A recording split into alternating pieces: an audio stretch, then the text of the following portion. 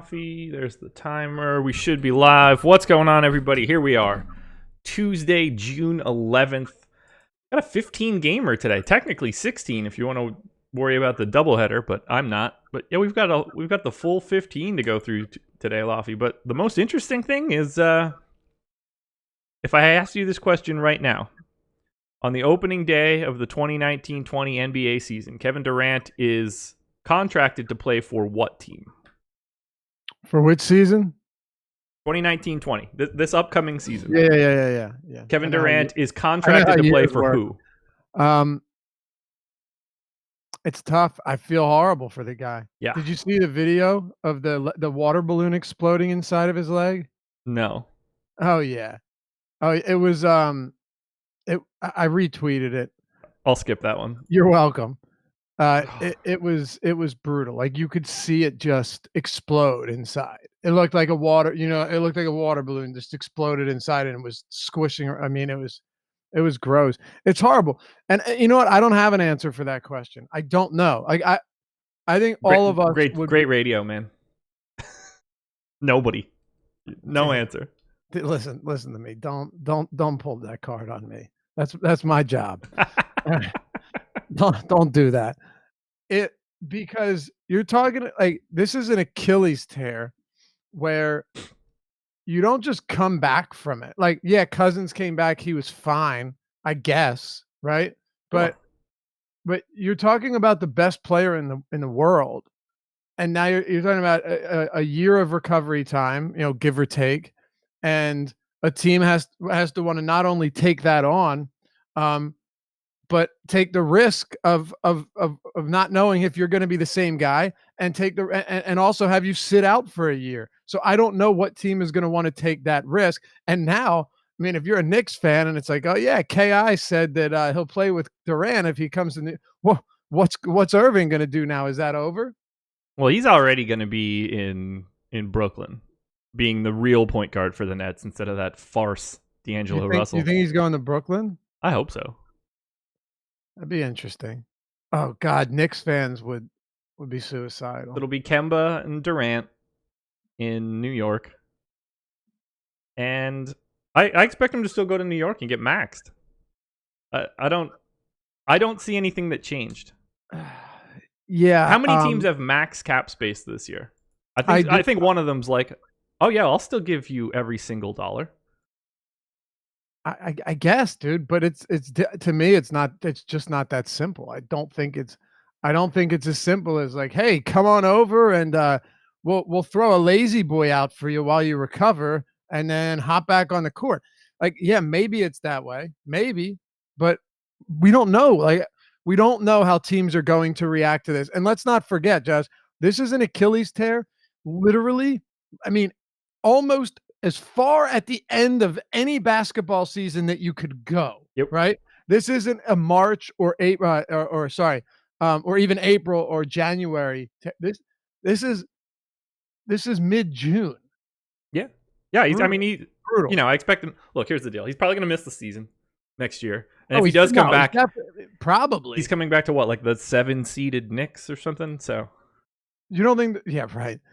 There's no way. You think he could actually? You said he probably misses the season. Dude, I can't believe that DeMarcus Cousins is playing this year, coming off an Achilles tear and just blowing out a quad in the middle of the playoffs. He came back after like 3 weeks from that quad injury. That's what I mean. So like, I don't know anymore how people come back from injuries. Yeah, let me ask you this though, and you're right. Modern day medicine, there's some type of sorcery going on. I mean, not enough sorcery to keep him on the floor, but some sort of sorcery that gets him out there. My man, first one was a calf. This one's an ACL. They didn't know. They couldn't predict that. Listen, do you think he should have played yesterday? If he wanted to. That's not. No. You're the medical staff. I don't. None of us can answer this question. Oh, good radio. I had to give you that answer. Look, if they were like, yeah, I think you're fine, and he was like, yeah, I think I could play, then yeah, you should play. But here's the fucked up part. We don't know. Is on Thursday, we got a report on Saturday from a test that he did on Thursday for the calf, okay? And they said, Ira Winderman, is it Winderman? you know who I'm Yes. talking about, of Yeah. ESPN, Yeah. said that everything that could have went wrong. That was a report on Saturday from Thursday. By Sunday, he's probable, he practiced, and he's playing. To me, there's a disconnect there. I'm not trying to be a conspiracy theorist, but something is strange about how all of that ties together. Yeah, I just have no idea. I don't know anything about how he's felt. I don't know anything about the trickle down of injuries, whether they had anything to do with each other to start, Right. whether they only have something to do with each other Sure. because of how it happened. Neither do I. And it's very possible that the reporting was inaccurate on that test, right? Like it's very possible that was the case too. All I'm saying is the whole thing seems strange. Yeah. That they say it couldn't have gone any worse. And it's like, all right, get out there, fella. Yeah, like Shannon Lambert in YouTube chat said KD had to have cost himself some money last night. I would guess that he hasn't cost himself a single dollar. I disagree. I mean, and it's a reasonable point. It's a reasonable take that you have. I have no issue with that. But I absolutely think that it's possible that he cost himself some money. Potentially with the team that he wants to go to, but with the amount of teams that have cap space this year. If he wanted to take a full max offer from someone in the offseason, it's there, full stop. Sure. Not up And for debate. by the way, I think it's unfair to say he cost himself some money. The injury cost him some money. Yeah. But look, he's 30. He'll be 31 in September. Right. LeBron's 34, right? Yes. LeBron, yeah, he's my age. He is. Yeah, he's my age. And LeBron James this season was still a very good basketball player, one of the best in the league, but not the best anymore, and isn't the same player he was even 1 or 2 years ago. So, how many years do you give Kevin Durant? He's coming off an Achilles at 30, not at 20. I think there would be some concern in organizations surrounding whether or not, like, yeah, for sure. But that's what I'm saying. Like, say, nobody's pumped. Right. Oh, we'll get a nice discount. Say there were 10 teams that were really interested in him. What I'm saying is maybe 3 of those are like, yeah, well, Kemba's starting to look a whole lot better. Yeah, for sure. Here's what I was thinking. Like, let's say that you know that Kevin Durant comes back 15% worse than Kevin Durant. So he's not the upper echelon. Right. We're about to give a max contract to Chris Middleton this offseason. Isn't that the same thing? Yeah, but it doesn't mean it's smart. Well, yeah, but I mean, people give shit contracts all the time. Look at the summer of 2016.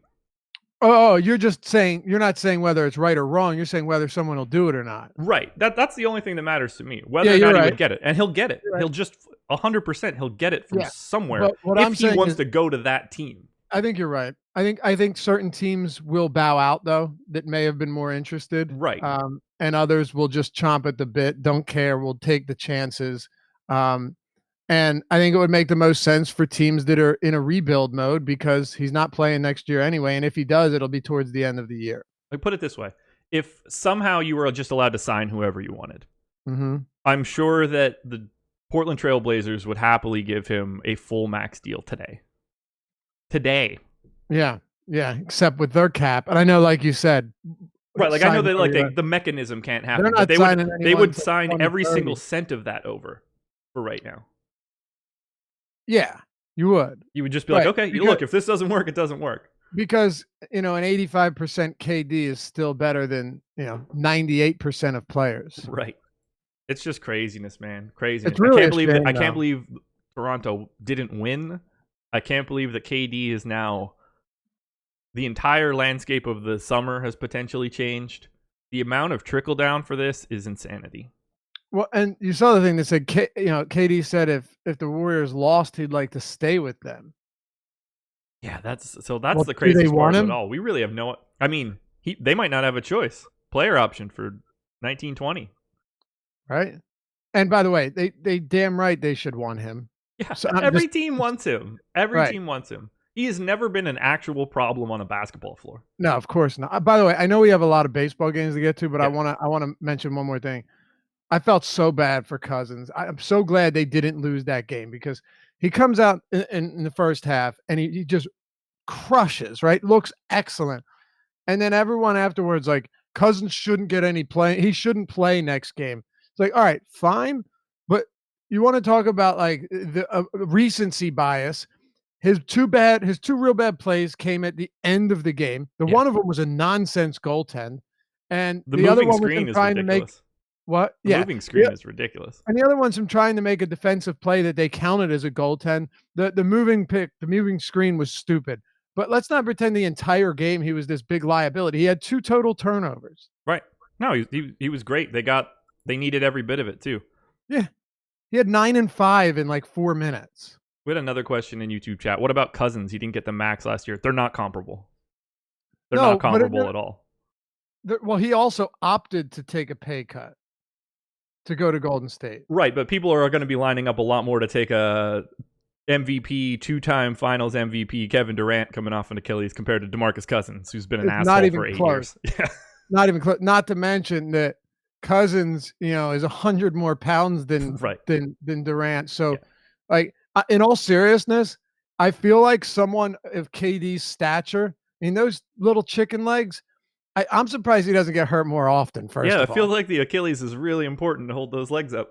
I do too, but I almost feel like it once it heals, it might not be as big of an. And look, this is obviously pure speculation. I don't know shit about this, but what I would think is like, they always talk about when you're heavier, you just put more weight on it and you put more stress on it. Maybe he'll be all right in that sense. I don't know. Maybe one of the doctors can tell us how that works. Yeah, for sure. They were out and gangbusters last night. I said to Ben earlier today, immediately, everybody's like, oh, well, he grabbed his Achilles 6 weeks ago, so I knew it was an Achilles. All these guys getting their medical doctor degrees at Costco University. Yeah. All right, we got 15 games. We got a ton to talk about, but it would be ridiculous if you and I didn't start the show off with Game 5 of the NBA Finals and Kevin Durant blowing his Achilles. I mean, come on. If you like sports, if you like fantasy sports, you understand what just happened. Yeah. Again, we spent 45 minutes talking about Carmelo Anthony last year. This one, unprompted for no reason. That was in like August. Right. This one, a little bit more on the nose, but let's do it. 15 games. I've got my lines updated. There's a lot to talk about. There's a hell of a lot to talk about. Oh, first game up. A game that didn't happen yesterday. Yankees and Mets. 4.9 run implied total for the Yanks, 3.7 for the Mets. James Paxton going for the Yankees, Jason Vargas going for the Mets. That's right? That's the 7 o'clock game? Correct. Okay. No longer Tanaka Vargas. Correct. Yep. Okay. So Paxton, pretty popular right now. He is the second most owned pitcher on DraftKings. He is the second most owned pitcher on FanDuel, actually, and he's the chalk on Yahoo. So let's start there. How are you feeling about James Paxton against the Mets? I mean, on DraftKings, he's 10,100.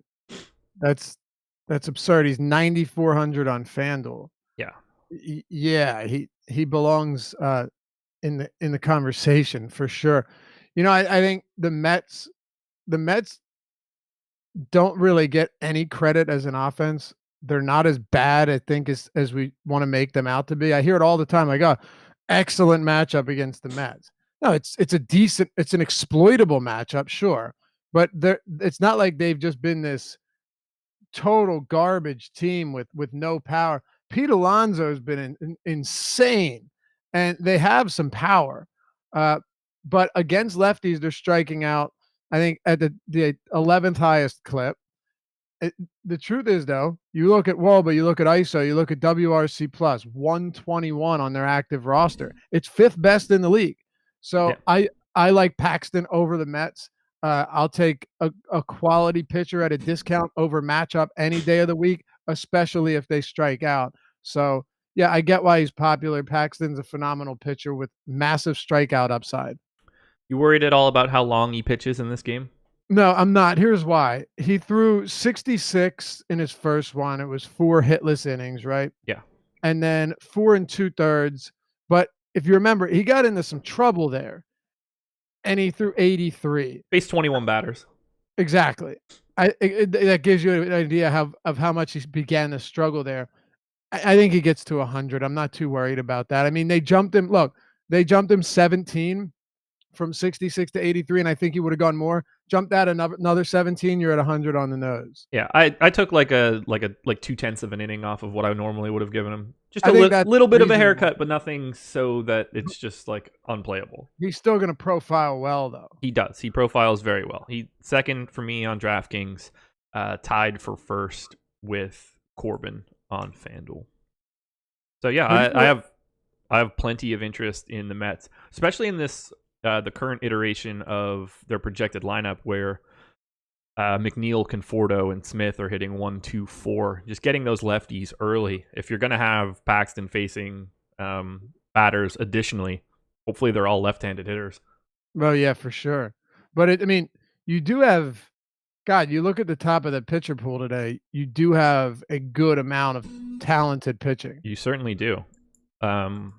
Plenty of different places to go if you need to. But for right now, I have a hard time thinking he's anything other than a guy that should be owned 23% of the time on DK or 17% on FanDuel. Like that makes perfect sense to me.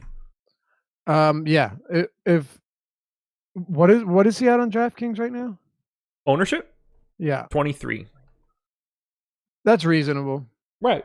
It's a 15 game slate. That's reasonable. Yeah. It can only get nobody has anything really high. And that is exactly how it should be when every single team plays. What are you doing about Yankee bat? I'll tell you what, I was gonna run some risk with Yankee hitters yesterday just because I really liked those righties. They weren't overpriced. And then you get the postponement, so you got to make adjustments. Yeah. And we knew that there was as they said, a small lake in the outfield, so we all knew it was a risk going into it.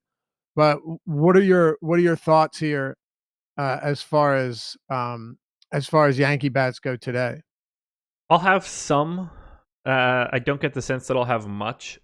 I like them a lot more as smaller stacks than I do as like a full 5-man. So something like Hicks, Voit, Sanchez is something that I expect to have quite a bit of. They're also getting quite a bit of ownership.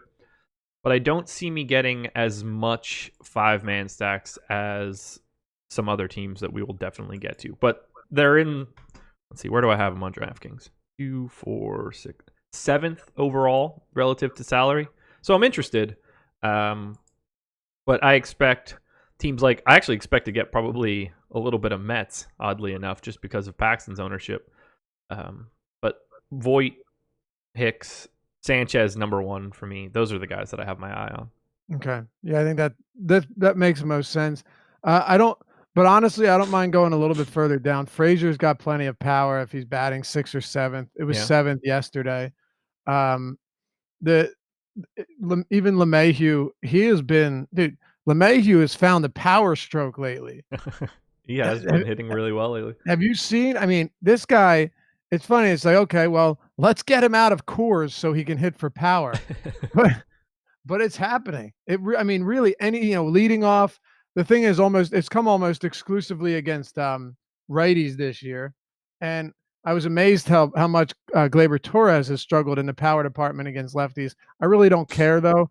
I expect Vargas to come back down to earth at some point. Like, dude, he's throwing an 84-mile-per-hour fastball. It's down from last year. And his best pitch, which is a changeup, is getting 5% fewer whiffs than last year. So it's not like his underlying numbers are better. Right. They're actually worse, but the results are better. Yeah, for sure. Vargas, not going to be a guy for me today. He's just too expensive. Why is he 7,600? Because he threw a complete game a week ago? Gotta be. Well, and look at his results. Like not just that I get that he's been less Jason Vargas-y this year than normal. Yeah. But it's still not good. No, He's got an xFIP of 5. I'm surprised DraftKings hasn't priced him alongside Chris Sale. I mean, the pricing of Chris Sale is egregious. At the way they've been going, Vargas's price today is like $600 cheaper than Noah Syndergaard was 2 days ago. So, yeah, who the hell knows what DraftKings is doing at this point? Do you have any interest in any Mets bats? I think that Peter Alonso stands out as someone that could be an interesting one-off play at no ownership.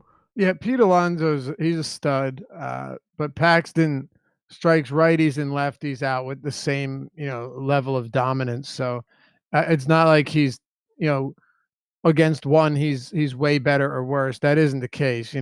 He is allowing a 1-4 or less than a home run per nine to righties, 0 to lefties this year. And he's dominant against both 32% strikeouts to righties, 37% strikeouts to lefties. That's why I love Paxton so much. He's never had significant reverse splits, and it's just look at his pitching. He throws a looping curve that he can drop anywhere in the strike zone or buckle you or get you swinging out of your shoes, and he can move his fast. I mean, you see, you can move his four seamer or a cutter anywhere he wants. It's some of the most beautiful command you're ever going to see, which is why it doesn't matter who he's facing from either side of the plate. Sir Dave says Vargas is due for regression. Now he needs to just keep pitching like he was. There's no regression. He's been bad and he'll keep being bad. He's talking about results regression, and I agree. Oh yeah, I mean I don't care about wins and losses. Well, he's 2-3. What actually? I mean, no, his ERA, I guess, is what we're talking about. Yeah, right? yeah, oh yeah. I mean, his ERA is 3.57, dude. Yeah. He look at this: 7 innings, 1 run, 6 Ks. That was against the Dodgers. 9 scoreless. Got the loss in that game too. Yep, I know. Complete game shutout, 8 Ks, 5 innings, 1 run. 5 1/3, 1 run. 4 2/3, 1 run. 4 innings, 1 run. Dude, his results have been spectacular. It's just I have no idea how he's arriving at them. Yeah, no one does. Do you know his fastball speed? Yeah, it's 84 miles per hour. I just said that. It's crazy. I wasn't listening. It's okay. I wouldn't expect you to. 84. And the whiff rate on go look at the whiff rate on his changeup. It's down 5% from last year. That part I heard. He should not be getting good results. I don't expect him to get them here either. All right, bye Yanks Mets. So I was pretty overweight on the Phillies and the Diamondbacks yesterday on FanDuel, and it didn't pay me off, unfortunately.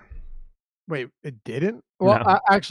I was super overweight on the Phillies, except somehow underweight on Kingery and underweight on the Diamondbacks. They were 2 of the 5 teams that I was above the field on.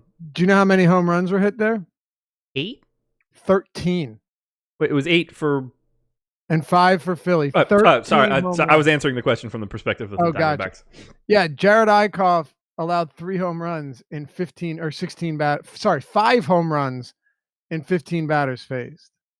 Yeah, he allowed 3 real quickly. All of a sudden, my phone was like, I was like, wait, Diamondbacks solo, Diamondbacks solo, Diamondbacks solo. I was real like, quickly, hope I have the Diamondbacks. Yeah, right. Real quickly, you say it was to start off the game. It was back to back to back. Boom. 1, 2, 3 home runs to start the game at home. Well, today, 4.8 run implied total for the Phils, 4.4 for the Diamondbacks, 54% chance to win for the Phillies. Jake Arrieta going for Philadelphia.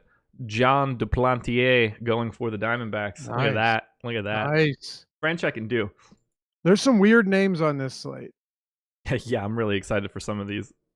Darwinson. Yeah, not true. Arrieta is priced in the middle of the pack. He's getting a little bit of love, and I'm kind of cool with that, but I don't have anything like fun to say about Jake Arrieta. Yeah, neither do I. And he's going to need to come out there today after 2 straight losses and lock it down.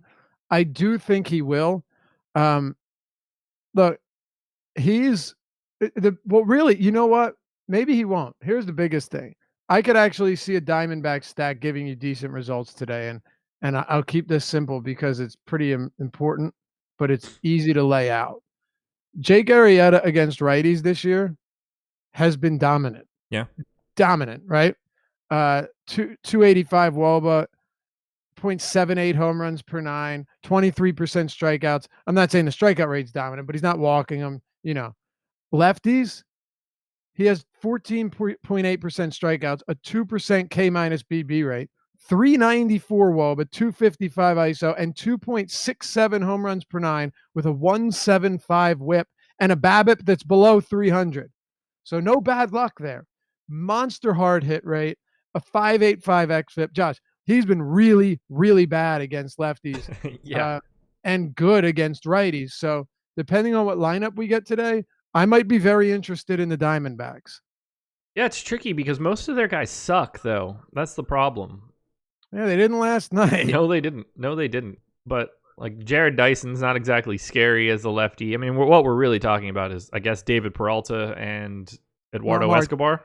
And Marte too. I mean, well, I mean, obviously, I love him. Yeah, I know you do. I know. There's.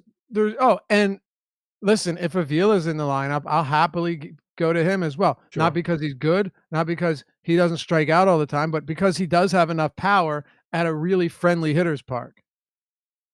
I'm trying to look up Ketel Marte's stats this season. Because I feel like he just okay. So he's having the best offensive season of his career. 116. It's not even close. 116 weighted runs created. I mean, I felt like it was higher just because every time I look at my phone, I feel like it's telling me that he hit a dong. Right. But I think he's just kind of like in my brain from that one day. So. Oh, he's got to be. But think about it. Before this, he was very good against lefties. Very good from the right side of the plate. Horrible against righties. Yeah. He's finally beginning to put it together in total. 252 ISO on the season. Whew. Love it. Wow. Love it. Are you serious? Yeah. Yeah. 252 ISO right now. Wow. That's crazy power for a guy that's, well, depending on which site you're looking at, either a shortstop, a second baseman, or an outfielder. Shortstop eligibility on FanDuel, second base / outfield on DK. Whatever. Where are you at? Where are you at on the other side of this matchup? I'm assuming that the only thing that I get here is a small amount of Arrieta and then a couple one-off bats. I don't get the sense that I'm going to be full stacking either one of these teams just because of where all the runs lie. I can see myself getting a little bit more Diamondbacks, but they're kind of expensive and not really that easy to stack. I'll always be getting Bryce Harper if he continues to be 4,200. I'll always get Rhys Hoskins and 4,100, but I don't have a ton of interest in this game on either side. Duplantier is not bad. No. He's not. He's not particularly great yet, but he's not bad either. So the way I see it, there's one thing here that I think makes a difference. Hold on a sec. The one thing I think makes a difference is the park. Like, we're just seeing Citizens Bank Park play so hitter friendly in these warm games, right? These warm days. Yeah. That to me really is the biggest thing. 13 home runs isn't something I would expect to happen again. It was just an absolute offensive outburst yesterday. But the big thing here is if you're giving up fly balls and Duplantier is allowing 53% hard contact to lefties this year. Small sample, I understand that. Or sorry, 57% hard contact. But I can only give you the numbers we have. There are definitely opportunities to send balls out of the stadium on both sides. So if ownership's going to be very low on this game, that's going to help me make a decision pretty easily. Like if the Diamondbacks go totally overlooked against Arrieta, and people aren't heavy on them because of recency bias on last night's game, to me, just knowing how bad Arrieta has been against lefties would, to me, put him in play. Well, that makes a lot of sense. I'm going to get a quick plug in right now. We check it out. If you head to Awesemo Golf, the Awesemo Golf Twitter handle, so at Awesemo Golf, one big word, doing a little bit of a giveaway for the U.S. Open. So I've got it on the screen right now. If you go to the Awesemo Golf account, make sure you follow it. Make sure you're following the Awesemo_com Twitter account. And as long as you retweet this tweet and try to guess who you think will win the 2019 U.S. Open, which kicks off on Thursday, you can win 3 months of Awesemo Plus. That's all you have to do. Follow both accounts, retweet the tweet, and give your guess of who you think will win the 2019 U.S. Open. Heck of a deal, eh? Can't beat it. No, zero effort. Potential for, $210 of value.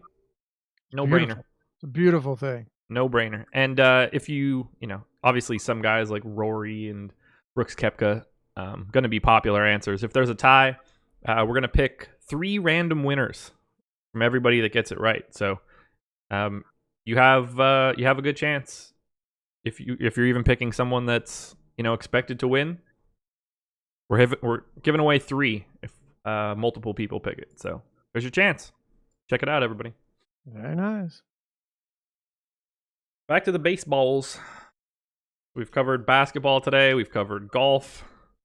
Sure, we'll have other sports to tackle. Orioles and Blue Jays. 4.3 run implied total for the O's. 4.6 for the Jays.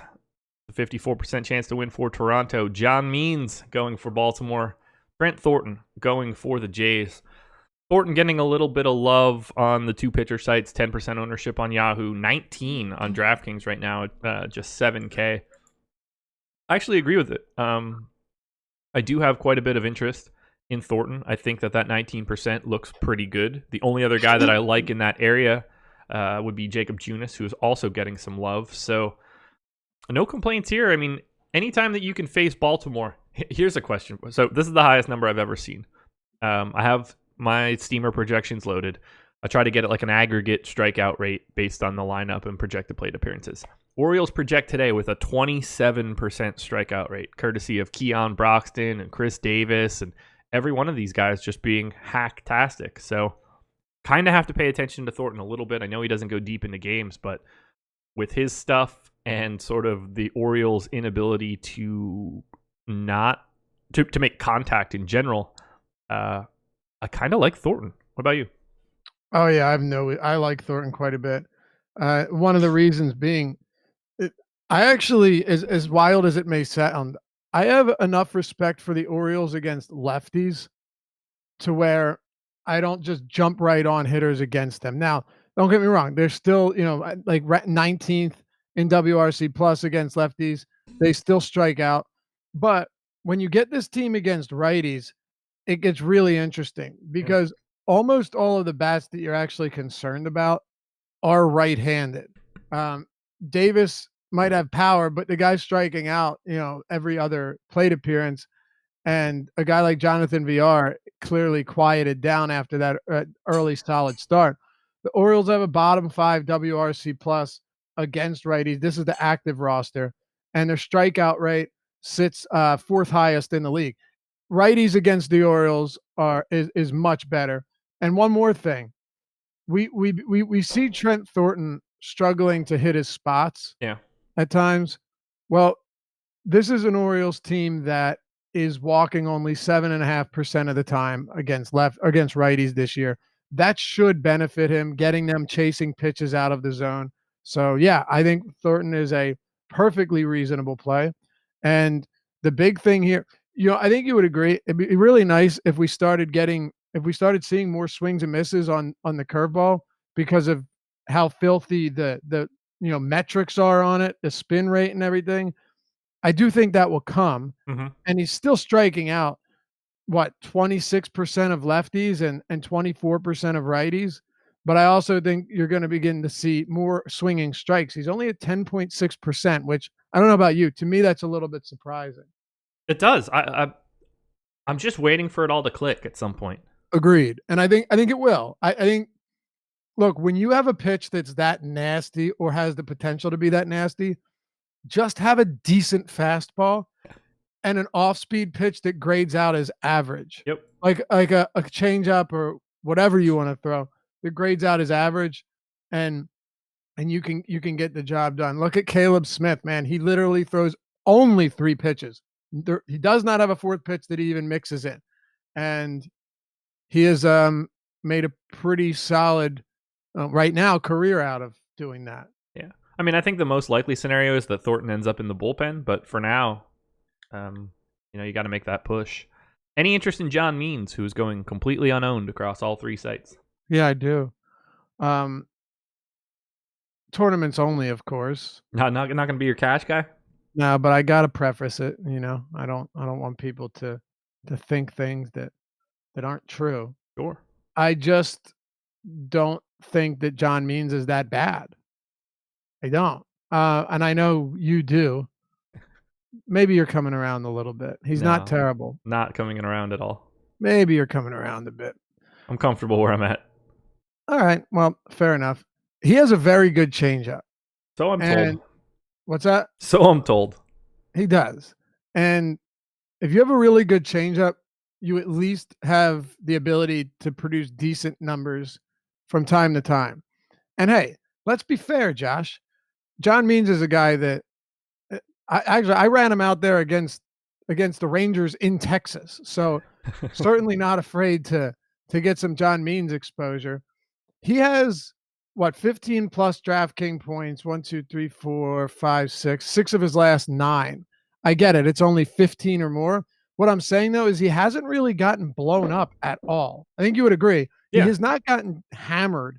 I So, completely agree. so even if I'm not on John Means, I'm probably not super high on Toronto either. The only reason that you would be is because the Toronto hitters are, always going to come in at a discount, which I get, but are they going to have some ownership here? They are currently relatively chalky. I thought so. They're fourth on DraftKings, I thought so, yeah. and they're number one on FanDuel, but the fourth on DK. Like it's not Significant. no one's really. There's not like a clear outlier on Right, DraftKings okay. today. So they're high, but like they're high with I don't know 8 other teams. I'm grabbing the Right. aggregate numbers right now just to see. And what I'm saying basically, the same reason I liked Means in Texas was simple. The Rangers were chalky Yeah. because they're at home and they have a really high run total, even though they suck against lefties.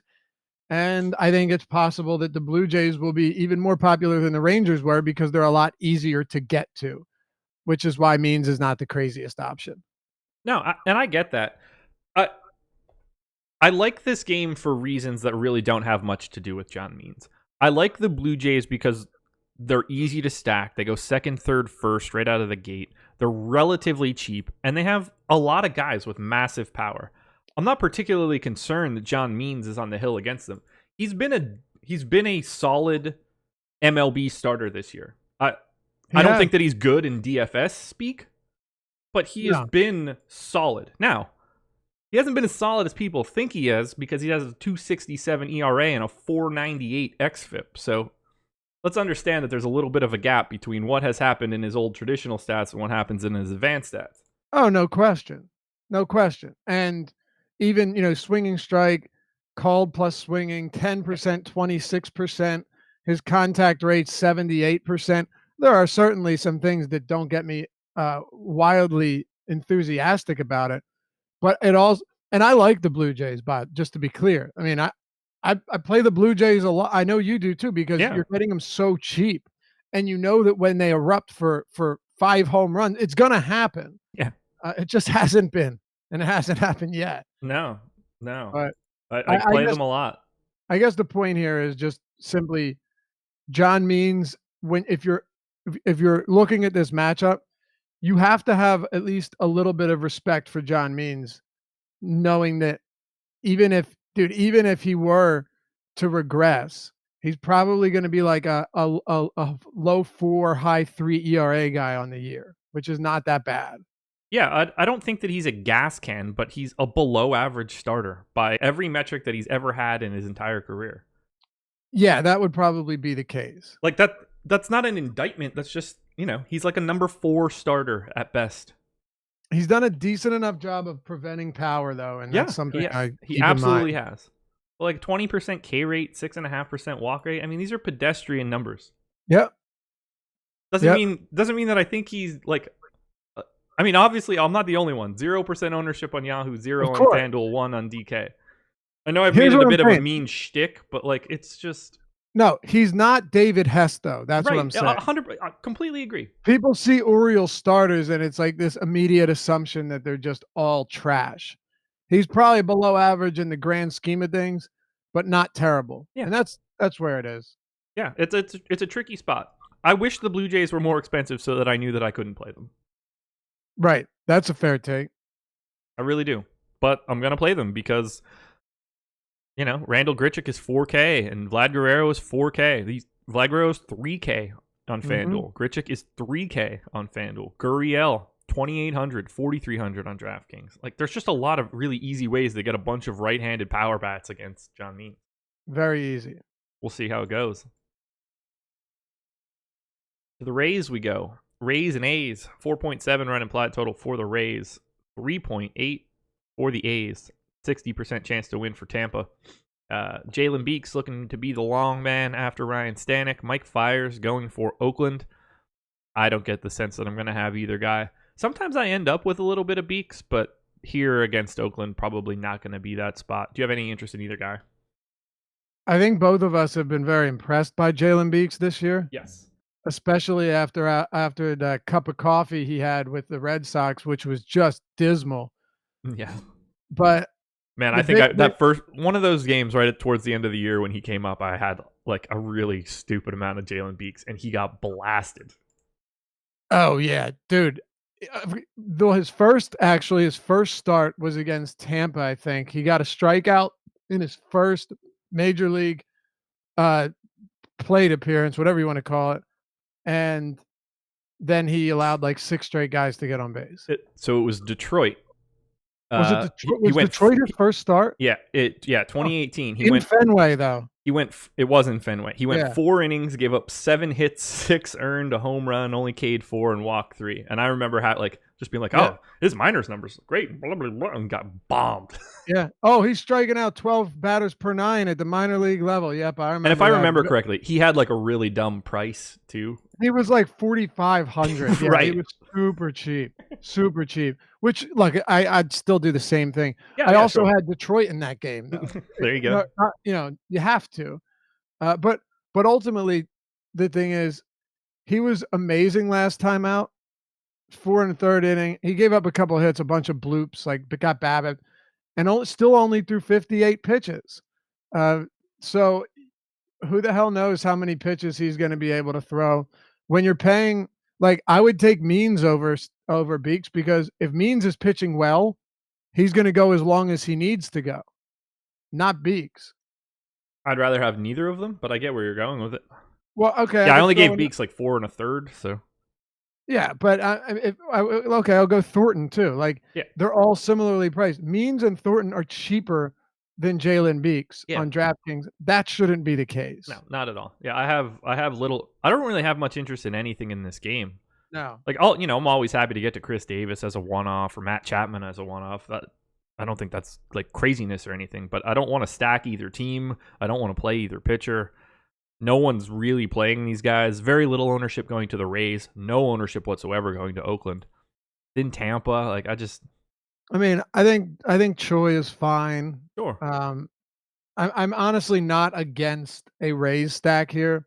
If you're having very little ownership, go to them. But the one thing is, well, you know what? No, their prices have come down a bit. Mm-hmm. Outside of Meadows, it's really not that bad. No. It's a shame that d'Arnaud is actually priced up now, but it might be probably Zunino. Yeah. He's not expensive. Diaz, Choi are not expensive. Brandon Lau is. It's basically Lau and Meadows are the only expensive ones here. Willie Adames, 3,400, and Mike Fiers against righties will give up some power. So if you're getting super low ownership on a team like this might be one of those spots I'm willing to look at. Fiers allowing over 2 home runs per 9 to righties this year. We know he struggles with the long ball. He will benefit, sure, from the Trop, just as he would at O.co. Yeah. But I think there's plenty of power potential for this Tampa Bay team. No, I don't disagree there. There's just too many teams for me today. Yeah, sure.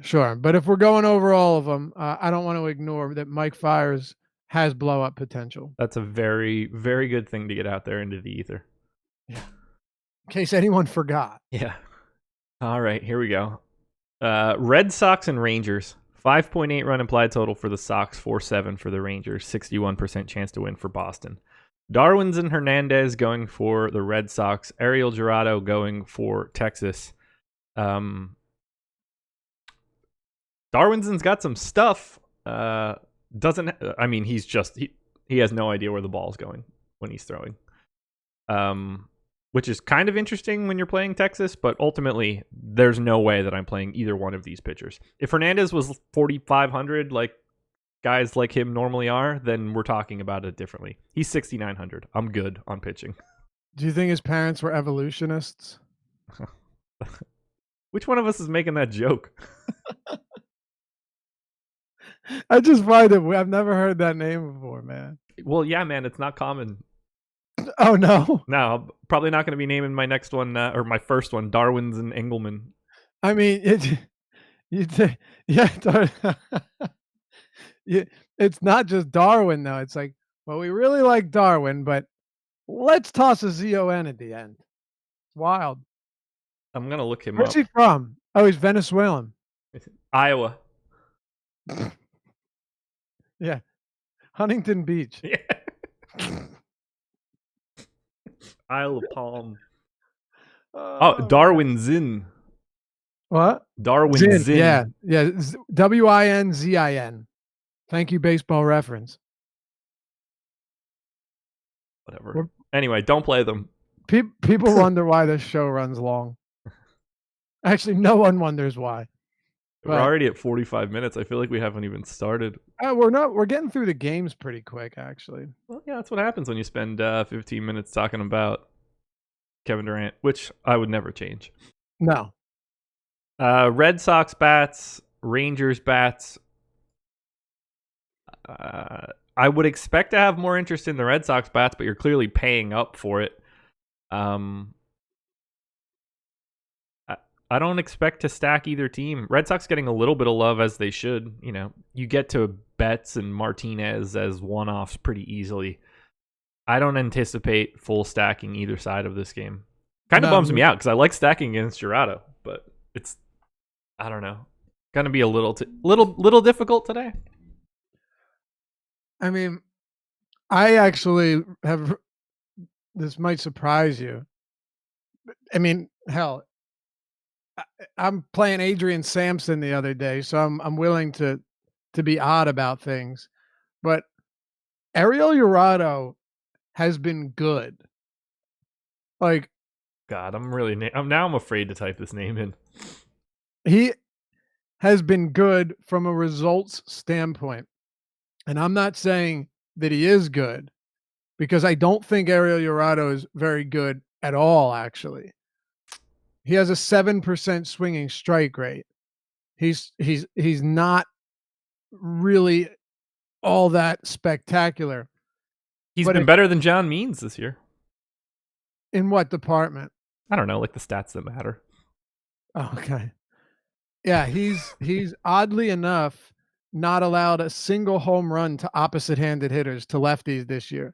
Righties have done the bulk of the damage. He's pitched 20 of his 35 innings in Globe Life Park. So I don't know what to make of him. He hasn't really been that bad. He's the big thing about Jurado. Here's the one thing about Jurado. A ton of ground balls. Yeah. Like a 54% ground balls. Yeah, they're beating the ball. They're beating that ball into the ground here. Yeah, and I think that's, one of the reasons I'm not huge on stacking him, because so many balls are just put into the dirt. Yeah, I don't have much interest in the stack here. It'd be one-offs with Mookie and JD, and that's basically it. Yeah, no question. Plus, we've seen the price tags come back up a little bit. But obviously, Mookie's perfectly reasonable. So is JD Martinez. Just not one of my favorite stacks right now. Same. And I have very little interest in the Rangers as well. DeShields is the only guy that I have interest in if he's leading off, and he sucks. So, if you're curious where I land there. Well, it's not a great park for left-handed power, which is sort of exactly where the Rangers' power is. This game's pretty much just not on my radar, which is kind of crazy when Boston has a 5.8 run implied total. So here's the one thing that before we move on, I must point out. Sure. I think Hernandez is in play. In a way, I don't disagree. He's just too expensive. 6,900 is too much for what I expect to get out of him. It is, but it's not. Like, he's projected to strike out a batter per inning. Yeah, I've got him at 5Ks in less than 5 innings. Yeah, well, the Rangers are not good against the lefties. And to me, it's not a wild thought that he could go out there and be decent. He is. Here's the thing with Hernandez. A ton of walks. Yeah. A ton of walks. 40 innings at AA this year. By the way, he's never pitched above AAA. And he has 17% walk rate, but a 31% K rate. Oh yeah, he's bringing some stuff. Right? I mean, he really is. And his BABIP's very high. He's been a bit unlucky, but I just don't think it's totally outrageous to think that he could be a play. Actually, I'd play him over John Means based solely on his strikeout stuff. He could get rocked here, but even if he doesn't allow home runs. Yeah. He's just wild. Very. So I don't like the Rangers. Agreed. I'm with you completely. If this game were in Texas, it would look a little different, but agreed. But he's allowed 2 home runs in 40 innings this year. He's allowed what? Look at that. Yeah, he allows no power. Isn't he basically just Trent Thornton, but worse? Well, he's a lefty. Sure, but you know what I mean. I'll be honest. I don't know enough about him. I don't know his pitch mix, but just looking at the numbers here, he has upside. He certainly, yeah. I mean, if he mowed down, he could strike out the side in the first 2 innings. He's minimum salary on Yahoo. Yeah, that's a little bit more interesting. He's getting 9% ownership there. I wouldn't go 69, I don't think, on DraftKings now that I look over everything. But 25 on Yahoo, you could make a very good case for that. You don't want to go 69 on Darwinson? Yeah. Anyway. You're something, man. I'm on the ball today. That's one way to put it. Indians and Reds. 4.3 run implied total for the Indians, 4.1 for the Reds. 53% chance to win for Cleveland. Hit the like button while you're here, by the way. Trevor Bauer going for Cleveland. Luis Castillo going for Cincinnati. Bauer, 21% expected ownership on Yahoo, 4 on FanDuel, where he's 10,800. 18% on DraftKings, where he's just 9,900. I expected to like Trevor Bauer more today, but then I remembered that the Reds don't strike out all that much. This is not a great natural DFS matchup for Trevor Bauer. I'm going to have him on DK. He grades out as my 3rd favorite starter. On FanDuel, it's the same story. On Yahoo, same story. I'm going to have some Trevor Bauer, but this is not a fantastic DFS matchup because there's not that much swing and miss in the Cincinnati lineup. No, not at all. And he's also been rather pedestrian recently, which is kind of disappointing because he has really incredible stuff. He came into the season producing ridiculous numbers. Yeah. And it absolutely just dissipated. One interesting thing about him, first of all, we know that he throws a lot of pitches, right? 4-seamer, cutter, curve, slider, change. Yeah, he's like me with a tennis ball when I was 10, just thinking at every grip, or buying that baseball that had like the thumbprints and shit all over it. Oh, dude, yeah, the blue, red, yellow, and green. I remember that. It had the splitter, the change, the curve, and the 4-seamer and the slider. Yep. Yeah. And every pitch I threw looked the same. I was going to say the same thing. No matter where I put those fingers. That's why I'd rather do wiffle ball. I could throw a nasty knuckler. Yeah. Oh, God, I love wiffle ball. Oh, it's so fun, isn't it? There is skill involved, Josh. I agreed. You know, I've mentioned this before. Bauer created his own pitch. He did. And he also came into the league throwing a screwball and a splitter. And pretty much any other pitch that has ever been thrown, he threw it. But he's like Wild Thing in Major League 2. Yes. So the one thing is the cutter, he throws that about 14, 15% of the time. I don't know how significant this is, but the one big thing I notice is you look at the whiffs on this pitch, 23% last year, and he threw it around the same. This year it's down to 14%. And again, it's probably not that big of a deal. He gets 21% whiffs on his slider, 12% on the 4-seamer. That's good for a fastball. But when he's walking guys, I don't know what it's been with him. Like last game, it was a ton of home runs. A few starts before that, consecutively, it was he couldn't stop walking batters. He just doesn't have it together right now. Whether it's his control, whether it's his command, I don't know what it is, and I think 9,900 is probably where he should be. I don't want to act like it's a discount, especially against the team that doesn't punch out much, as you just mentioned. Yeah, it's going to be one of those days where I have a little but not a lot, because I can't ever write him off completely, because he is a guy that could just break people down. You know what makes it hard, though, is what makes it hard to roster him is Paxton is so closely priced. Right. And Patrick Corbin is very, very similarly priced. Yeah, he's my guy today. And even Paddock is not that far away. I don't know how much him to get, but you see what I'm saying. It's not like Paxton, Corbin are all 11,000 or higher using DraftKings here, and Bauer's below 10K. No, he's 200 separated from Paxton, 400 from Corbin. Right. Speaking of guys in that price range, any interest on the opposite side? Luis Castillo going completely unowned right now. No, not specifically, and pretty much for the exact same reason that I just mentioned. Yep. Except he's more expensive. Yeah. He should not be the second most expensive guy on DraftKings or the third most expensive guy on FanDuel. I can't. There's just too many guys I like more than him. It's not like he's not a good pitcher. It's not like you'd be shocked that he had a good game here. But you just expect those other guys to do it more frequently. The Indians are not an exceptional offense. We know that. But they also have a ton of batters that do not strike out. Whether it be Ramirez or Lindor or Santana, they just don't have a lot of strikeouts in this lineup. Collectively, their active roster strikes out only 21% of the time against right-handers.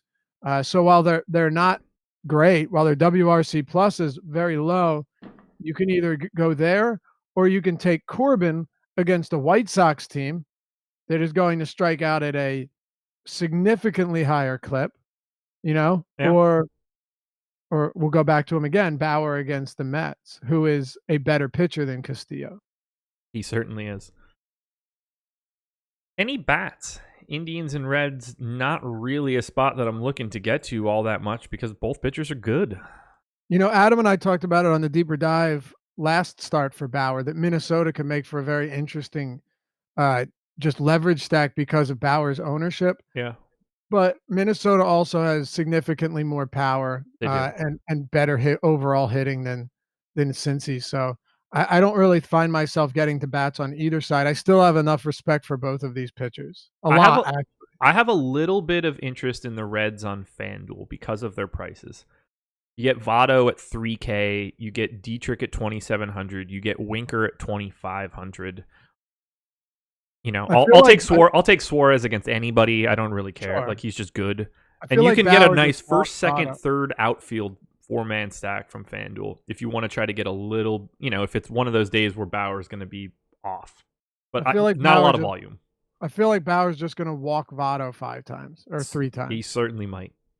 It's so frustrating when you have Votto and he just has such good discipline.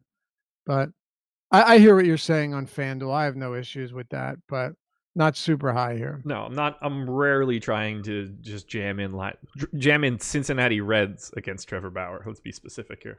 But they are priced in a way that they're checking off boxes at positions that matter. Sure. Well, to another garbage team, Marlins and Cardinals. 3.7 run implied total for the Marlins, 4.7 for the Cards, 60% chance to win for St. Louis. Alicia Hernandez going for Miami, Dakota Hudson going for St. Louis. So Hernandez, 10% expected ownership on Yahoo, flat minimum. 6% on FanDuel at 5,700, which is interesting. And 21% expected ownership at 5K on DraftKings.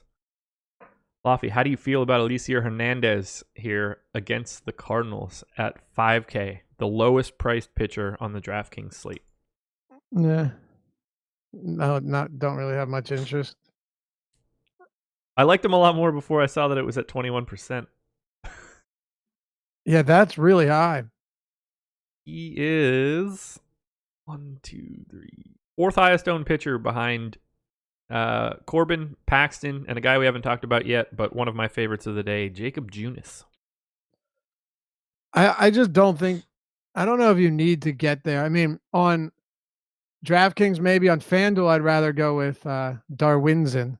I don't understand why anyone would roster him on FanDuel. Yeah, so I meant Yahoo. People are, though. He's at 6% ownership. That's monstrous for like a price down guy. Alicia Hernandez is? Yeah, 6% to BD, 6% to both Hernandez. Wow. He is striking out a lot of batters at AAA this year. So I do think, you know what, there's reason to look at him, and this might be something that I want to look a little bit further into for the deep dive or for the deeper dive, because there's some there's something odd about how his game has changed, and I'm curious to know if he's just been lucky. Uh, he struck out less. Let me see, 6 batters per inning at the major league level last year, striking out 13 batters per inning at AAA this year. That's a slight jump. Yeah. Even if you're talking double or AAA and then the majors, that's still pretty significant. He's got a 34% strikeout rate. Um, I don't know if he's added a pitch or if he scrapped a pitch or if, velocity's up, but I will look in more to that and see what we got for the deeper dive. I expect the Cardinals to be one of my most owned stacks on DraftKings if Hernandez is Really? 21% owned. Yeah. They grade out as my 11th out of 30 relative to salary, which is just high enough for me that they're going to end up in like the second or third area, because he just shouldn't be 21. Like, he's owned 21%. If that holds, he's owned like that because of his price, not necessarily because of his skill set. Sure. I remember last year he got called up and the popular stack was against Hernandez in his first start.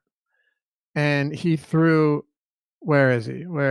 5 one-run innings with 2 strikeouts, and then 5 one-run innings with 3 strikeouts, and then 5 with 2 runs and 3 strikeouts. And I remember saying this during the show, the regression is got to come for somebody like Hernandez. It's got to set in when you just don't miss any bats at all, right? He did not miss any bats last year. And then he got rocked for 5 runs, and Yeah. and then he gave up 10 runs, and it got ugly pretty quick. But I guess the question is he different, right? Is he He different? might be. So I'll look into it, but I don't have anything else to add until I do. 3 years ago, Dustin Pedroia had a quote. A media member asked him his thoughts on his 16-game hitting streak. Any thoughts as to what he said? No, what'd he say? I don't give a shit. Did he? Yeah. That's good. I love it. I love that sort of stuff. What are you doing with Hudson? 12% expected ownership right now on DraftKings, 6,200. I'm going to completely ignore him. I certainly will not have him. I don't get the sense that I'll have a lot of Marlins hedge stacks either. This game is going to be all about Cardinals, in particular Carpenter, Paul DeJong, Goldschmidt, Ozuna. In a perfect world, this would also include Molina, but that's not today. So I love those first 4 here against Hernandez if he's getting ownership. If his ownership falls to like 7%, most of what I'm saying ends up being not relevant, but the Cardinals are going unowned. 6% ownership to Goldschmidt, 4 to Carpenter. Everybody else is at 1. That's a spot where I get to like 7 or 8 of every single hitter in that lineup. I can see it. I'm cool with that. I mean, I don't love them, but I get why if his ownership is up that you'd have interest. Yeah, that's what I mean. Like, they're 11th for me. They're a team that wouldn't really be on my radar unless they had specific things that can bring you up. And in this case, we'll call it an average pitcher that is getting love because of his price tag and not necessarily because of his skill set. Yep. Moving on to the Atlanta Braves and the Pittsburgh Pirates. 5.3 run implied total for the Braves, 4.7 for the Pirates, 57% chance to win for Atlanta. Mike Foltynewicz going for the Braves. Chris Archer coming off he was fantastic in his last start, right? Am I remembering that correctly? I believe he was pretty solid. He had 23. He was good. Not 6 one-run innings, 6 strikeouts, 2 walks. Okay, so he was fantastic for Chris Archer this season. Correct. Correct. By his standards, he was Cy Young. Okay. So Folty, $37 on Yahoo, $7,300 on FanDuel, $8,500 on DK. He's getting 6, 4, and 2% ownership across all 3 of those sites. I do not normally take a lot of pitching against Pittsburgh. They're a lot like Cincinnati. They don't strike out all that much. It must be something about the Northeast. I like Folty here a little bit. Maybe a little less so on DraftKings at 8,500, but at 7,300 on FanDuel, I have a little bit of interest. $37 on Yahoo, I have a little bit of interest. I think he's going slightly under-owned here. Do you have any interest in Fulte?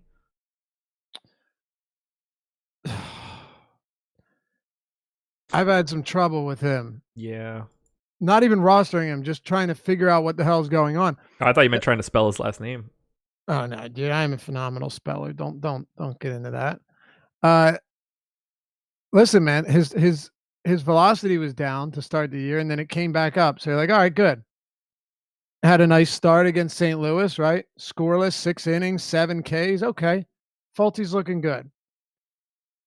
And then he didn't. Yep. Right? 3 more. So this was, I had mentioned this the other day, and then it was tweeted from like ESPN Sports and whatever. So they must have been listening. And that Fulte has allowed multiple home runs in 6 of 7 starts. 6 of 7 starts. He's been bad all 6 year. of 8. Sorry, 6 of 8. But listen to these home run totals, Josh. 2, 3, 0. That was the only really excellent start. 2, 3, 2, 1, 2. And you're getting, look, San Diego, Detroit, Pittsburgh. He's had a couple decent matchups for at least, run prevention purposes, and he hasn't been able to get it done. So I am really confused as to what's going on. But I can tell you this one: last year was a bit of an anomaly. He wasn't as good. Fulte was never going to be as good as he was last year going forward. Agreed.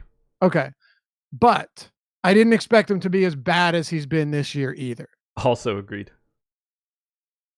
Yeah, he has been just all sorts of shitty. Yeah. Just giving up bomb after bomb after bomb. Can't stop doing it. That's always really concerning to me. Like, he's got a 5.89 ERA, a 6.62 FIP, but the xFIP gets brought back down to 4.91. He's giving up 3 home runs per 9 innings. Oh, dude. When you give up multiple home runs every start and don't get out of the 5th, that's generally going to be the case. Yeah. So I'm not advocating for like him being, your main starter in the middle, but if he's at, very, very low single digit ownership, I'd like to have a little bit because I think there's a little bit more talent than that. I just think he's too expensive. On DK, yes, I don't disagree. On FanDuel at 7,300 or 37 on Yahoo, I think those are the spots that are kind of appealing. All right. Yeah, I don't see it. Maybe FanDuel. 37 on Yahoo's to me not that cheap. Yeah, there are other. I agree. It's probably FanDuel only. Any Archer? Yeah. That's tough, right? Well, probably not. These are 2 teams that really don't make for good matchups. No. We've got 15 games. I know Archer's last start came against this same team, but that doesn't really, it doesn't do much for me. It was 1 game, and all in all, Archer's been pretty dismal this year. He's walking way too many batters. He can't find the strike zone, which means that he pitches very short games in most cases. And once again, there's no way I'm paying $8,100 on DraftKings. There's just absolutely no way I pay that much for Archer. 72 on FanDuel. I mean, do what you want, but you don't need to go there. Right. I just don't think he needs to be played today. What about you? Honestly, I don't think that anything in this game needs to be played today. I agree with you, but I will continue to have, you know what? If you're playing 150 lineups, or even if you're not, Fultonevich has struggled in the power department to an incredibly high degree. So if you're stacking Pittsburgh because you see how much power he's allowing, then I'm not going to fault you for it. No, I'd be only focused on like Marte or Josh Bell or Gregory Polanco. There's not a lot of power on this Pirates team either. No, but they've got like you said, Marte, Bell, Polanco can all give you good numbers. Yeah. Not to mention stolen base upside, depending on who's behind the plate. You get a little bit of that. Marte's got 11 stolen bases this year. Polanco only 3, but he's not totally afraid to run. I would say I agree that I don't think you need a 5-man stack, but 3 or 4 Pittsburgh bats with power could certainly work out against the guy that's serving up home runs like he's enjoying it.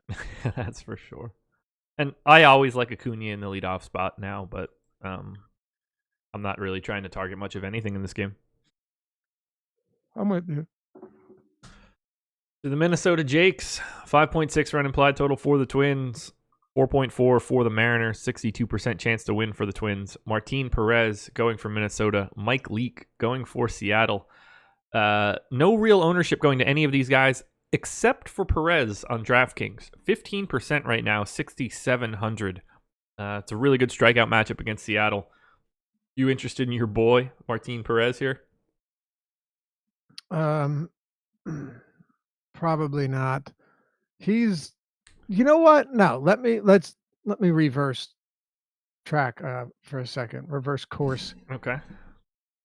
Tampa Bay was a tough matchup. Cleveland, whatever. He wasn't great, wasn't bad. At 6,700, I actually do think there might be some sense in considering Marte.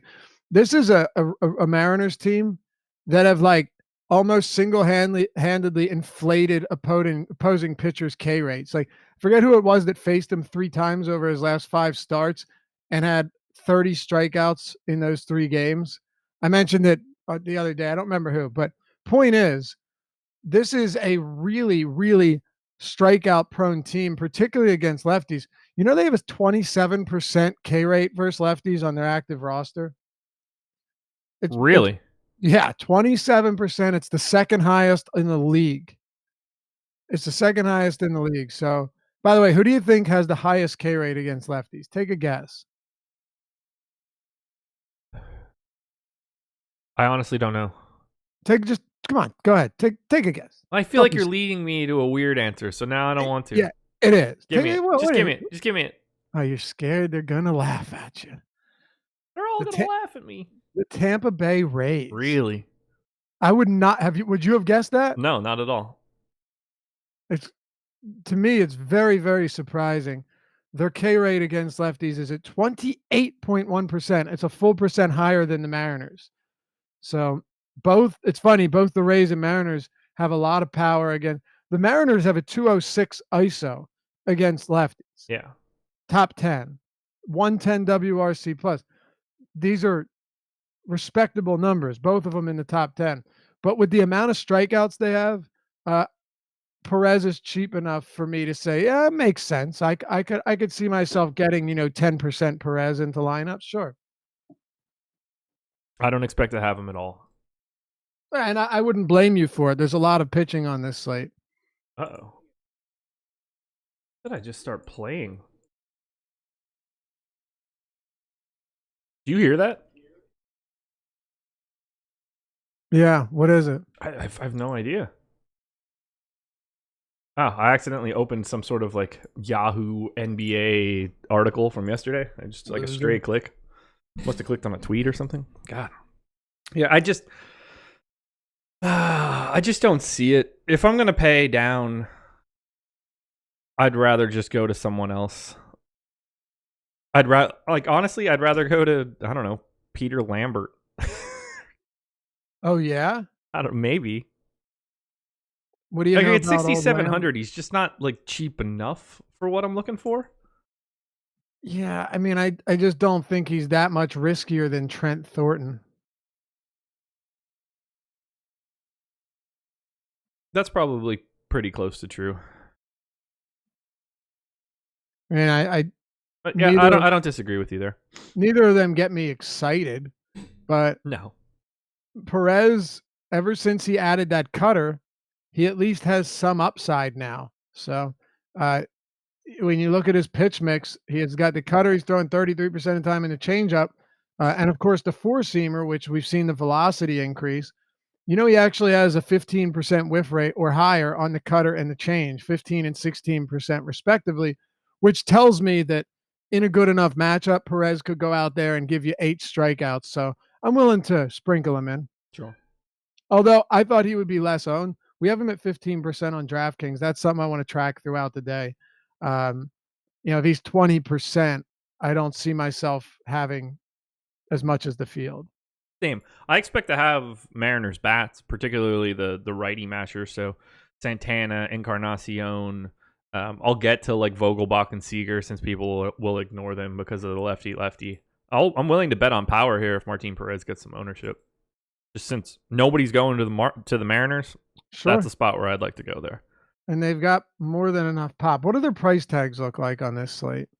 Santana 44, Encarnacion 52, Vogelbach 44, Seager 39. I mean, they're not cheap. Yeah, it's not terrible, but it's not great. Yeah. Perez has really limited long balls this year, though. He's allowed 5 home runs and 230 plate appearances versus righties, 0.85 home runs per 9. He's faced 54 lefties, hasn't allowed a home run, has a 275 WOBA. So all in all, this is a pretty good pitcher with what he currently has. Do you want to get to the Twins here against Leak? I find them to be a difficult team to stack just because of the way they're positioned, but there's no denying the talent and the power in this lineup. I mean, they've got from top to bottom, this whole lineup mashes. In Steamer projections, no one has a projected ISO below Jorge Polanco's 168. That's massive. Yeah, and you know what? If you're looking at Leak's ERA, you're like, okay, he's been all right. Well, we don't really care as much about that, or at least I don't, as much as I care about the amount of power he's allowed this year. Yeah. And he's allowed 18 home runs, and he doesn't discriminate. 9 to lefties, 9 to righties. When you talk about the amount of home runs pitchers have allowed this season, Mike Leake has allowed the most home runs, and the most home runs. Wow, you know what? That's crazy. Hold on a second. Hit me. Oh no, he's got to be. Why is it not showing him as qualified? That's weird. Ronaldo Lopez is allowed 18, but Leake's name should be right there next to him, and it's not. Huh. I don't know why it wouldn't show him as qualified. Maybe I'm. Oh no, I don't know what it is. How many innings has he thrown? 81. Yeah, that should be. He's got to be. Unless the cutoff is 82. Well, no, because Lopez is in there at 70 something. Yeah, well, that's just weird. I mean, I've got to be missing something, and I'm not necessarily sure what it is, but whatever. Either way, 18 home runs is a lot of home runs. It is a lot of home runs. So I like Eddie Rosario, Max Kepler. People will go to the lefties, but I like this team from top to bottom in a way. They're a team that I expect to have to try to wiggle in a little bit extra just because of their upside. They're not going to grade out as a good value stack. Like when Alex puts the top stacks article out, their value percentage I expect to be pretty low, but their chance of being the top stack will be pretty high. And in those situations, that's usually a sign of teams that are going under-owned because they don't naturally come up in an optimizer because of their pricing. Right. David Hess, by the way, has allowed 20 home runs. He wasn't in there as qualified. Why would they do that? What am I missing? If Leake's thrown 81 pitches and Lopez is qualified with 75 and Happ with 70? I don't know. Me neither. But I'm with you on Twins bats. I love the power upside here, and pitchers that allow a lot of home runs are guys that I'm going to pick on more than guys that might just allow runs but not a lot of power. Yeah, the John Means corollary. Yeah, and while Target Field isn't perfect, it's a lot better than Seattle. That's for sure. I don't have anything else here. Mike Leake's not going to have that protection. No, I don't have anything else. Look at his home runs. 4 home runs allowed at home, 14 on the road. Ooh. Well, I expect him to give up at least 1 here. So I think he gives up 3. Well, if you think that's true, get yourself some Twins. Yeah. I have them projected for 1.75. So, yeah, 3 would be good. All right. Astros and Brewers. I've got 4.5 on both sides, so something approximating a coin flip game here. Brad Peacock going for the Stros. Freddie Peralta going for the Brewers. No ownership going to any of these pitchers. Freddie Peralta being 9,200 on DraftKings and 6,900 on FanDuel is something interesting. I don't get the sense that I'm going to have either pitcher. You can talk me into Peralta on FanDuel and Yahoo at $30 and 6,900 just because of his stuff, but it is also the Astros. I don't care what kind of stepped-on version of the Astros it is. They're still a really good offense. So pitching is really not what I'm looking for here, and that's mostly because of how good I think the bats are. So yeah, this seems like the type of matchup that could give him fits, and not even because this current iteration of the Astros lineup is even that good, because it's not. No, right? Like it really isn't. You're without George Springer, you're without Correa, you're without Altuve, you're without even Aledmys Diaz. They're down a lot of players. Yeah. And it's not great, but they still don't have that many strikeouts. And if Peralta is going to be, the only way you're getting the numbers from Peralta is if he's missing bats and getting a ton of Ks. Right? The last thing you want is for Peralta to have balls put in play. Yeah, for sure. And he's going to put some dudes on because he can't find the plate. And I'm a fan of Brad Peacock. I really am. Same. But too many good lefties. Too many good lefties here. I can't get there. I'm going to get there. They're unowned. You're getting where? Brewers. So am I. I'm saying I can't. I thought you said you were a fan of Brad Peacock and you can't get to him. Oh, maybe I misheard you. I thought you were saying you were a fan of Peacock and you can't get to the Brewers, but you're saying you can't get to Peacock. I said I'm a fan of Brad Peacock, but there's too many lefties. Gotcha. Yeah, I'm with you. Against righties, he has been dominant. When you have to go up against Christian Yelich and Moustakas, and hell, I'll even throw Travis Shaw in there. Like this is going to be a pretty difficult spot. Even Eric Thames, like. I don't like this spot for Peacock at all. No. So Brewers are unowned. 1% aggregate ownership on FanDuel, 3 on DraftKings. Most of that is the 9% going to Travis Shaw, who is just 2,600.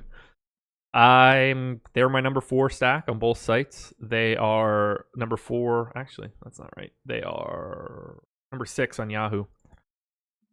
This is another scenario where they project to be. You would not be surprised if they're one of the highest scoring stacks, but they're not going to project as a high value. And they're going to go under-owned because of it, because they won't pop up. Because they start with 3 outfielders, and Christian Yelich is 5,900, and Moose Tacos is 5,200. And it gets tricky. I'm going to prioritize getting Brewers. I'll do what I need to do there. Because much like the Twins and some of the other teams we've talked about, their power potential is kind of unrivaled. And that's what I'm betting on. I think Brad Peacock is good, but that's not really what I'm worried about today. So I'm going to have some Brewers. And while he hasn't allowed a lot of power this year, Brad Peacock is absolutely no stranger to giving up home runs, particularly to left-handed bats. Actually, as a matter of fact, that's really been a big issue for him over the years. He's getting really no swinging strikes, and he's not missing bats when it comes to facing lefties. I think you're going to see Peacock allow a lot more home runs to lefties going forward. As evidenced by 1.5 home runs allowed per 9 to lefties for his career. That's a pretty rough mark. Last year, he was at 3.13 per 9. I'm with you here. I hope you're right, and I hope it starts today. It's going to start at some point. I just don't know when. White Sox and Nats. 4.1 run implied total for the Sox, 5.4 for the Nats, 64% chance to win for Washington. Manny Benuelos going for the White Sox. Patrick Corbin going for the Nats. 29% ownership on Yahoo, 14 on FanDuel, 22 on DK. Patrick Corbin is my number 1 pitcher across all 3 sites. Tell me I'm wrong. Why do I don't want to lie to you. No, cool. He's good. Corbin's nasty, and this is. It's not as good a spot as you're going to get because there's still some power in this White Sox lineup. Yeah. But it's pretty good. You'd be hard pressed to find many reasons not to like it. Yeah. The only downside is the park. Right. Which really, no, even so, Guarantee Rate Field isn't even that great, I don't think. 103 power to righties, 106 to lefties. What's that rank? Like 12th or something, probably. Yeah, it's nothing 15? crazy. But Well, the look, reason I'm I just saying, say like, that, that's the only sort of negative. right? But the reason I say that, what's Nationals Park over the past a couple of years? Good question. I'm pretty sure it's play hitter friendly, like very homer friendly. Nats are 98 park factor to lefties, 103 to righties. Really? Yeah, that was Huh. from last year. Wow. White Sox have the 1, 2, 3, 4, 5, sixth highest park factor for lefty power, and because I sorted it like a dum dum, it's frozen right now. But when it pops back up, I'll You know let what's you know. weird though? What do Fangraphs and ESPN do different? Because if you look at ESPN park factors, like Nationals Park is way up there. Do they Uh, break it down? Do they have it split by handedness? no, but just in terms of like home runs and everything, not even handedness, but if you're taking 99 and 103, assuming that a probably near equal amount of lefties and righties hit there last year, it would average out to like 101. So, which isn't that great. I think it would be more righties than lefties, right? I wouldn't think so. Let's find out. Maybe. I mean, is the split that heavy? Maybe like 53, 50 or I would 40. have said like 60-40. So Really? yeah, for real. So batting. Where's as right-handed? The splits leaderboard. Season close. Let's just do 2018. All right. As a right-handed hitter, how the fuck can I do that? Or can I? And I can't figure it out. Okay, as a right-handed hitter. So there we go. Last year, all of 2018, there were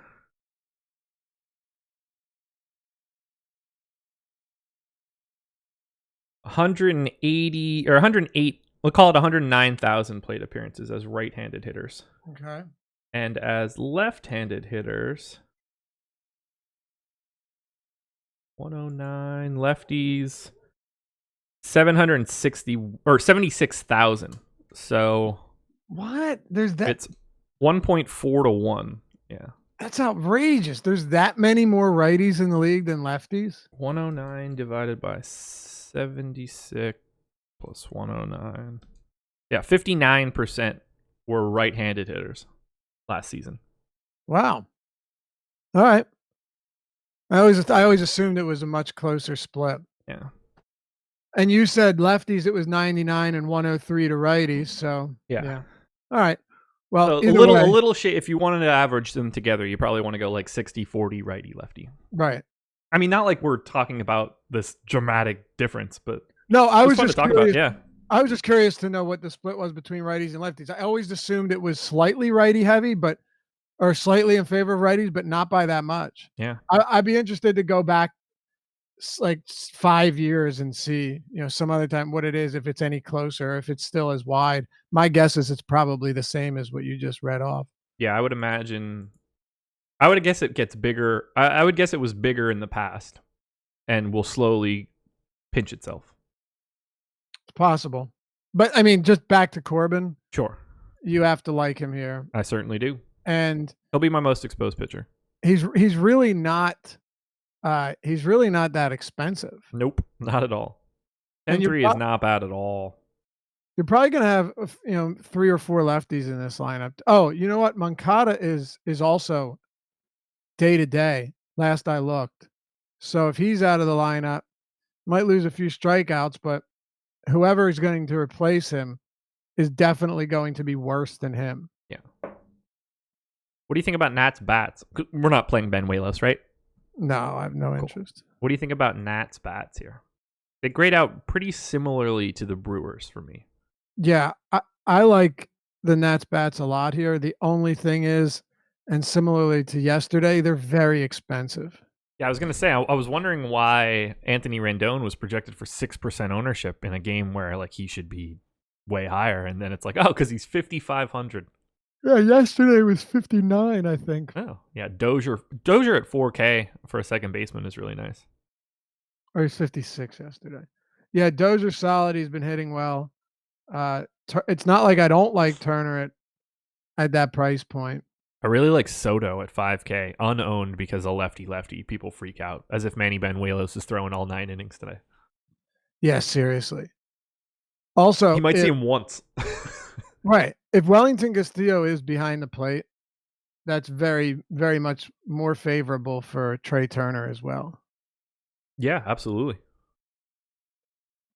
Yeah, I'm gonna try to force in as many Nats as I can get. They grade out really similarly to me, like the Brewers, and their ownership. They are currently 5th in ownership on DraftKings, which kind of surprises me. But nobody is owned more than 11% at Trey Turner, so it's not as if they're really getting loaded on. Yeah, no, that's not bad. I'd like some Nats. And if I got to a one-off Jose Abreu in some spots in my non-Corbin lineups, I'm not going to freak out. What do we got? 1, 2, 3, 4 more to go. Damn, this slate won't end. No. Royals and Tigers.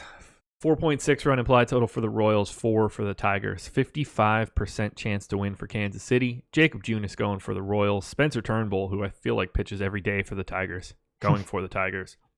Junis, 31% ownership on Yahoo, 21% on FanDuel at 6,800, 29% on DK, 7,200. I get it. I love it. I completely understand why he's getting this ownership. He grades out as the best pitcher dollar for dollar below Trevor Bauer for me. I'm going to end up with quite a bit of Junis because the Tigers are dreadful. Turnbull's just too expensive. Yeah. Yeah, I think you like Junis a bit more than I do. I generally like Junis quite a bit, but between this park, how bad Detroit is, how much they strike out, I would pay a lot more for Jacob. I would pay a lot. Man, that would be a really fun, interesting twist to DFS. If you can sort of like buying and selling points in sports betting, if I wanted to take Jacob Junis at like 9K or something, but there was some sort of benefit to doing so. Yeah, Star Street used to do where you could like play. Do you remember Star Street? I don't. No. No. Why did everybody? Everything is just like a combination of other names. Maybe it wasn't called Star Street. Maybe I'm total. What was the one that did the Playboy Mansion? I remember. Didn't FanDuel and DraftKings both do the Playboy Mansion? They bought it from them. Oh, I don't know then. Okay, it was Star Street. You know why? Type in Star Street, it redirects you to DraftKings. I was hoping it was going to redirect me to Playboy.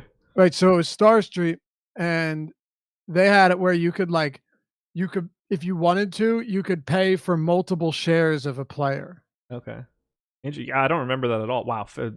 Star Street launches a daily fantasy sports game for turns athletes, blah, blah, blah. February 28th, 2012. Yeah, I've been playing since 2012, 2011, so I remember these weird sites like Fan Throwdown. That I remember. Okay. Here's one. Frafty. Yeah, I don't know. I don't remember that one. Yeah. I was around in 2012, but I wasn't picking up the scrap sites. Yeah, well, they had the Playboy Mansion contests were huge over there. Oh yeah, I don't remember Star Street at all. That was the only thing they had. So tell me why you don't like Junis as much. Because if he's going to be that popular, he's just not that good. Yeah. So, can I see him having a good game here? Sure, but he's got a 9% swinging strike rate. He's striking righties out at 21%. So I definitely see how the matchup inflates his ceiling or inflates his probability of hitting his ceiling, and he does grade out pretty well for me as well. Like I'm not saying he doesn't, because he does. Actually, I have him. Yeah, he's up there. It's not that I don't like him. I just think that Jake Junis is one of those guys where you look at his numbers and you see a couple decent games, and outside of that, he's been pedestrian at best. So, a popular Junis has me a little bit concerned that. Here's the thing. It's very unlikely, in my opinion, that not having Junis kills you. And that's really what I land on. I don't, and maybe I'll be wrong. Maybe he gives you a 35 fantasy point performance. I hope you're wrong, because I'm going to be over the field. Okay. But it seems very unlikely to me. Yeah. I just love them today. Between the park, they've got Harold Castro projected to hit 6th for the Tigers. He of the They're a bad team. 67 weighted runs created plus via steamer. They're a bad team. I'm not going to argue that. Yeah, But 30% Junis on a 15-game slate. Yeah, and seems again, too low to me. Hey, fair enough. We talk about this all the time. It's one pitcher.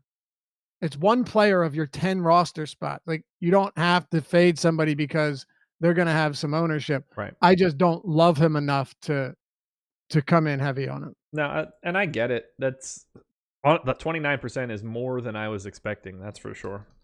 Do you have any hitters in this game? No.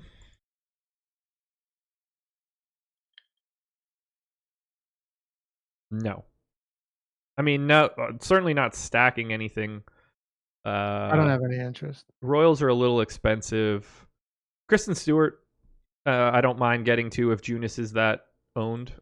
And you can probably talk some people into like a mini Tiger stack, but Kristen Stewart, righty lefty, if you really need to get a piece against Junis, is very reasonable in my opinion. All right. I want to see what Junis's most recent like fantasy starts have been like. I was just reading some of them off to you. They're not very inspiring. That 23. I had a lot of them on that 23.9 day, but the rest of them are all kind of meh. Mm-hmm. Let's see. His price has been all over the map. As low as 5,800 in Texas, as high as 8,500 at Tampa Bay. All over the place. I like him at that price. All right. I don't have much else to say for this game though, so let's keep him moving. Sure. Like, I'd rather go to Martin Perez. That's where we differ because you don't really like Perez that much, and he's $500 cheaper. So. Yeah, I would rather have Junis than Perez. Right, just to give you some context where I'm at. 2 to go. Let's head to Coors. We got 3 to go, bro. Damn it. 5.7 run implied total for the Rockies. 6.3 for the Cubs. 55% chance to win for Chicago. It's Peter Lambert on the hill for the Rockies. Jose Quintana on the hill for the Cubs. Neither pitcher getting any love. The guy that I want to point out, though, do you have any interest in Quintana at 6,500? No, not even remotely, not even a little bit. Okay. I do. I did have interest in Yu Darvish yesterday, and we knew what we were getting into. It could go well, it could go terribly, and it went kind of in the middle. It wasn't good, don't get me wrong, but he wasn't in the negative either. He didn't walk a single batter, interestingly. Yeah, weird. But now you've got a lefty coming to Coors. No, there's no way I can do that. There is just way too much right-handed power on this team. Arenado and Story specifically are way too good at home against lefties. The numbers are astronomical. I can't see myself getting there now. Since he's at 1%, I know that I'm going to be over that number. Just without question, I'm going to have, 5 to 10 if I had to guess, just because of 6,500. I'm not going to be able to avoid that. I don't really care too much about him on FanDuel on a single pitcher site. Yahoo's fine, but I do think that I'll get there on DraftKings just because of the price. I'm willing to take that chance. I don't tend to care too much about Coors. I was only joking earlier. I have no interest in Peter Lambert. That was just, I knew what I was saying. Yeah, his first start against this same Cubs team was amazing. Yeah, he goes 7 innings. I stacked a lot of Cubs in that one. Worked out nice. 7 innings, 9 Ks, 1 run. The Cubs were dreadful too. They were just lost. But I'm not really buying into this. I have a very tough time buying into this. He's a righty that's probably better than being a lefty in this spot. But still, there are not. And you're talking about a 7% or 7 strikeouts per 9, 7.6 at AAA. He gets ground balls, but he had a near 5 xFIP at the AAA level. Yeah, he's not very good. No, I'd much rather go with Cubs bats here. Which I am doing. Number 1 stack for me on DraftKings, number 2 on FanDuel, number 2 on DK or on Yahoo. Yeah, I'm gonna have quite a bit of Cubbies here. All the prices have come up since yesterday. Carlos Gonzalez is up 600. Kyle Schwarber is up 700 on DraftKings.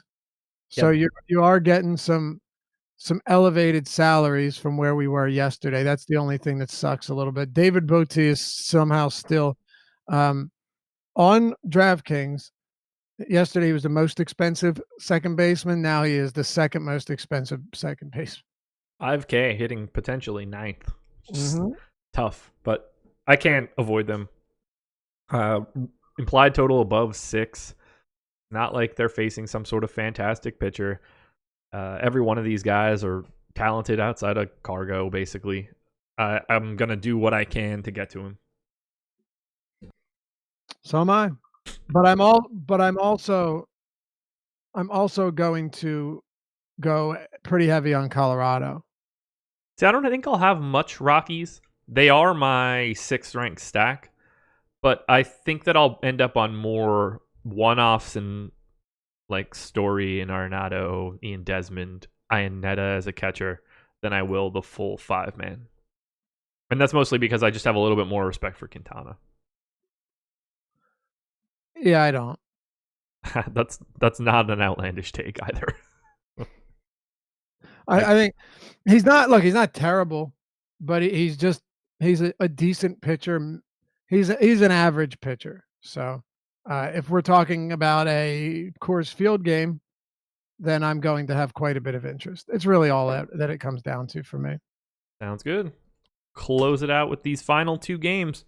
Going late, Giants and Pods, 3.6 run implied total for the Giants, 4.4 for the Pods, 60% chance to win for San Diego. Tyler Beede going for San Francisco. Chris Paddock going for the Padres. A little bit of ownership going to Beede, 14% on Yahoo, where he's the minimum, 6% on FanDuel, 8 on DK. Paddock in the low or mid single digits. Look, I would like to get Paddock here. The Giants' offense is bad, and the park doesn't get much better. But he's really expensive, and there are just a bunch of other guys that I like a little bit more than him today. So I don't get the sense that I'll have a lot of Paddock. Talk to me if you want Paddock or Beede. It would really be site specific. Like Paddock is 93 on FanDuel. Yeah. He is the 5th most expensive pitcher. If you wanted to be different there, I can understand it because he is really good. It's not like you're trading high upside in Paxton for none in Paddock. That's not the case at all. Right. Which, I'd be fine with. Paddock also projected to have significantly less ownership than Paxton on FanDuel. Junis at 21%. Chalk. Less than half the ownership of Corbin. That to me does put him in play. Now look, the Giants are not one of the highest strikeout teams in the league, but they are one of the worst offenses. Yeah. And a good pitcher can go out, get strikeouts, and also limit their runs, which is why I think you have a good play here in Paddock, depending on the price. I don't want to pay the highest price tag on FanDuel. That to me doesn't make a whole lot of sense. But matter of fact, the Giants are 12th in K rate against righties this year. Yeah, 81 WRC plus. That's got to rank bottom 3. It's it's 29th. There you go. And you have a very even a better park shift than Petco here at Oracle. So there's something to like about Paddock. It's just I need to get him at the right price, and I'm not paying 54 on Yahoo or 10.6 on DraftKings. Same. FanDuel's the spot where you look to him. Right. But I see a bunch of other guys that I think are slightly better. It's a fantastic park. If we were just trying to pick guys that have like solid games, I think Paddock's probably at the top of the list just because of the Giants setup and where this game is taking place. But as a fantasy game, I just prefer a couple other guys that are costing a little bit less. And I don't want any bats in this game. Any interest in Tyler Beede against the highest strikeout team versus right-handed pitching? Not really. I will be in the minority when I say that I would rather have Quintana.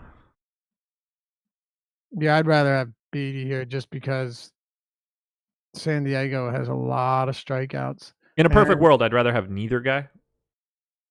Yeah, I mean, I'm not going to argue that. All of his 4 home runs allowed have been on the road. He's just actually, that's because almost all of his innings pitched have been on the road. But coming back to this park should be pretty helpful for him. I don't think he's good. I wouldn't want anyone to assume that that's what I'm saying. But he has a 12.5%, 12.7% swinging strike rate this year. Granted, not a lot of innings, but he is missing bats. He's striking out more than a batter per inning, and that to me is kind of interesting. So I don't think it's the craziest idea to look at Beatty as a punt. Yeah, like if I got any of him, I'm not mad about it. I just don't expect to. Yeah, look, he's not good. It's No. just the Padres strike out a lot, They do. and this park really masks your inefficiencies. It certainly does. It can make me look good. Maybe. Man, I just got real tired. Look at my eyes glossed over. You see that? That is something out of nowhere. Am I boring you? No, man, you're not putting me to sleep. I don't know what happened. Maybe I didn't sleep well. Well, let's push through it. Final game, Angels and Dodgers. Hey, come on. I'm not saying that. I'm just saying. To be fair, we've been going for an hour and 45 minutes right now. Yeah. It'll wear on you, right? Yeah. 4.1 run implied total for the Angels, 5 for the Dodgers, 60% chance to win for the Dodgers. Felix Pena going for the Angels. Kenta Maeda going for the Dodgers. Neither of these guys are getting any ownership on either site, and I'm not going to be playing either guy. So do you have any Maeda or Pena takes? Yeah, Kenta Maeda is a very good pitcher. The Angels just do not strike out, and this is a tough matchup. You have a lot of other good pitchers in a similar price range, which is why Chris Sale over Hyunjin Ryu was as easy a call as it ever gets. And Ryu didn't have a bad game at all. It's the same concept here. I won't take up a lot of time, but Corbin, Paxton, even Paddock, all of them I think are much higher upside spots than Kenta Maeda today, and I think you would agree. Yep, I think he's good. I just think that these other guys around him get to where I want them to be more often than he does. That's really it. This Angels team just doesn't strike out. I mean, I'm not saying, there's a lot of teams that don't strike out a lot, but the Angels, it is such 16.1% collectively. It's crazy. Yeah, there's just nothing in that lineup at all for swing and miss. Yeah. Oh, and they have a 129 WRC plus against righties, which leads the entire league. I'm good. What I do want in this game are going to be Dodgers bats. They're a little popular, but they are my number 3 stack on DK, number 3 stack on FanDuel, number 4 on Yahoo. I'm going to be eating up a bunch of lefty power bats here. There's really no limit to the amount of Dodgers that I'd be willing to take today. How you feeling about them? I have a slightly different take than you. And Okay. this is so Bedrosian is going to open this game. He is. All right.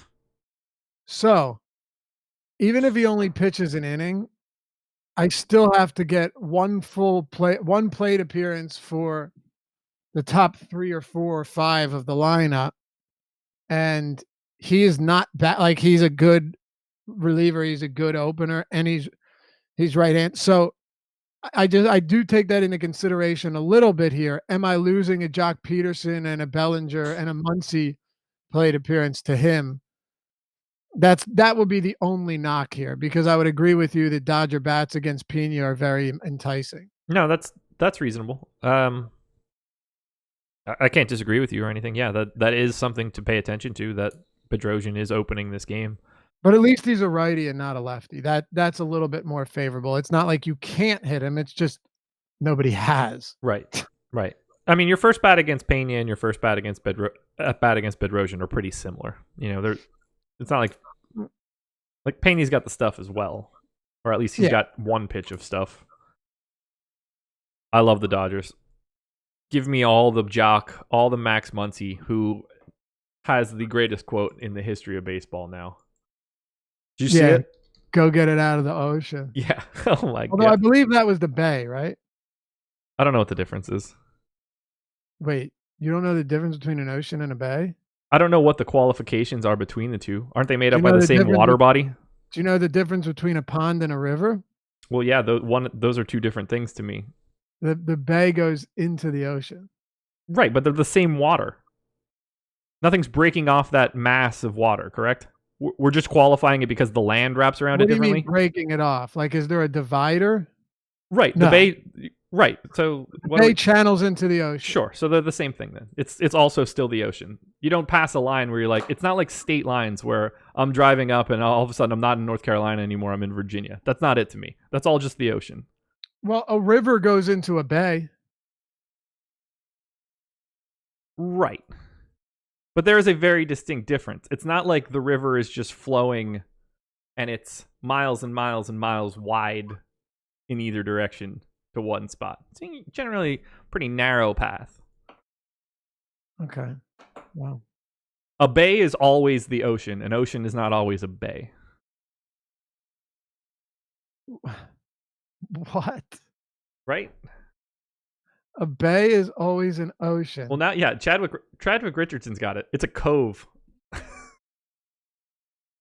No. Oh, yeah. Which is also the same thing to me. Well, a cove is in the bay, and it's just their little cutout. I'm big on boating and jet skiing and everything, so you had to learn this stuff. I had to get my boating license when I was younger in the state of New Jersey. We sail around the world and go port to port. But either way, it's, if you want to call it is it saltwater? Sure, you got that. Yeah. I'm not going to have to paddle too long to get into the ocean. Right. It wasn't the creek. Right. It's not a lake. It's all the same water.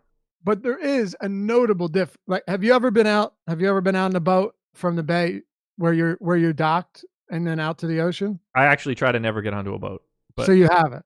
I could have been. Well, all I'm saying, like, you can tell a noticeable difference once you hit the ocean. It's way choppier, like way choppier, way deeper. At least the Atlantic is where I'm at. Like, there's a big noticeable difference. Man, you would have been a really fun interview if you served up that dong to Muncie. Well, technically, it's not the ocean. Dude, honestly, by the way, great quote, but it was. I thought it was awesome. Minus the technicality of ocean. When I saw it, I immediately looked in the comments to see if anyone's like, "Hey, dummy, that's not the ocean." And it was just you. Guess it was just me. At Laffy_D. Oh man, what a dummy! That ball was hammered. Yes, it was. I'd be taking, and he didn't even I didn't even think he really gloated all that much. He didn't. But Bumgarner, honestly, you don't say. What did he say? Like, you don't have to watch the ball. What did he say? Something like that, right? You don't say that after you just gave up a home run on the second batter of the game. Especially if you're Madison Bumgarner, who's not. It's not like he's new to this. And it's, arguably their biggest rivalry game. You want to talk about Oakland and San Francisco, sure. But, Dodgers-Giants is a bit of a big one for them out there. Actually, I was in San Francisco a couple years ago for a Dodgers-Giants game. I got Kershaw Johnny Cueto. Nice. Yeah. No one hit one into the Bay, Cove, Archipelago. I can name all sorts of different words that have something to do with water and land. Anyway, 15 games up, 15 games down. We got a lot going on today. And creeks flow into rivers. They do. I can't figure it all. It's all the same damn water. Where does Dawson's Creek end up? That's all I want to know. The Potomac. Well, technically speaking, it ends up down here because they filmed that shit in Wilmington, North Carolina. Did they really? Yeah. Part of the reason I live here. Sorry, do your plug. Yeah. We'll have Ben and Tim talking U.S. Open today at 2:30. We will have the deeper dive coming up 4:45 today. 3-man band. Laffy will be back talking different types of ocean water with Alex Baker and Shit My Money. And then live before lock tonight, Chris Baggs, Jake Hari, breaking it all down all the way up until 7. Tons of written content. Hit the like button, subscribe to the channel, use the promo code MLB Strategy for 50% off. Shout out to our sponsor, Yahoo Sports. I'll drop the link in the chat to Emacs Spotlight Hitters article, and if you check that out, you can find the link directly to Yahoo if you want to sign up through that link and use the promo code AWESOMO. You're lucky enough to be able to get up to $30 in them YSRPs, Yahoo Sports Rewards points. Good enough to get you into their $3 no management fee contest that they've been running just about every day. I want to pull this up quickly right now before we go just to see. The no management fee golf contest has already filled, but they're still running. There's still a lot of spots available in the $25 $50K guaranteed 10K to first contest they're running. So if you want to get into that, really nice contest. Anything else? I think that's it. You got the early bird tonight, late tonight. Preview Wednesday slate, but for all our Tuesday content, good plug. You pretty much nailed it.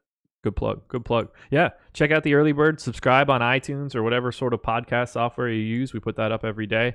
Strategy Show goes up on there as well. So if you've never subscribed via any of your podcast apps, you should do that. You get this show, you get the early bird every night, and you get the Awesome Odds betting show every Friday. So check that out as well. Best of luck, guys. Hour and 55 minutes on this 15 gamer, but it had to happen. Not that bad. No, it's not that bad for 20 minutes of Durant talk. That's pretty good. That had to happen. That had to happen. And we got a little sidetracked towards the end. Sure, as we do. Well, you got to educate someone on bodies of water when they're misled. That's okay. Very true. Very true. So we're going to get out of here. Thanks for joining us, guys. Best of luck today. We'll talk to you later. Oh, dude, that was so long.